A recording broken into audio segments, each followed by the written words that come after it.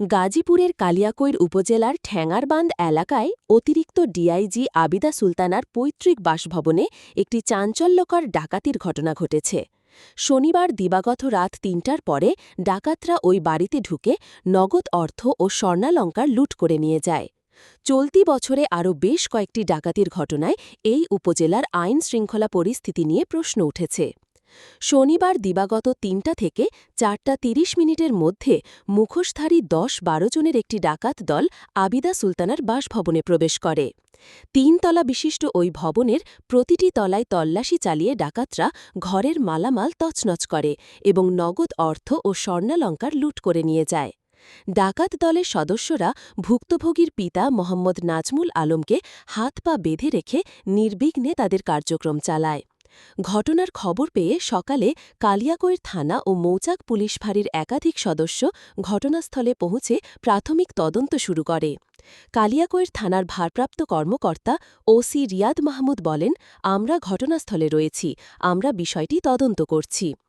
উল্লেখযোগ্য যে কালিয়াকৈর থানার বর্তমান অফিসার ইনচার্জ ওসি যোগদানের পর থেকে ঠ্যাঙ্গারবান্ধসহ থানাধীন বিভিন্ন এলাকায় একাধিক ডাকাতির ঘটনা ঘটেছে।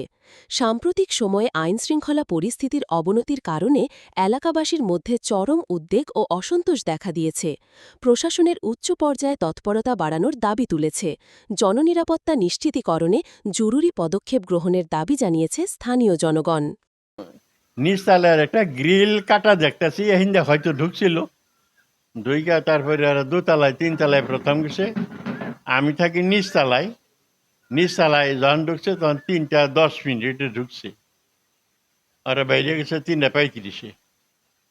এইটুকাই জানি। সব জিনিস আমার স্টিলের আলমারি ওই শাবল দিয়ে খুলছে, সব চারি দিয়ে কইলে তালা ভেঙ্গা ভেঙ্গা নিচে। নগদ টাকা ৪ লাখের নিচে হবে, উপরে হবে না। আর ১০-১১ ভরি স্বর্ণ হইতে পারে। এসে দেখলাম এখানে নিচতলায় ড্রয়িং রুমের গ্রিল কেটে ওরা ৬ জন ডাকাত ঢুকছিল।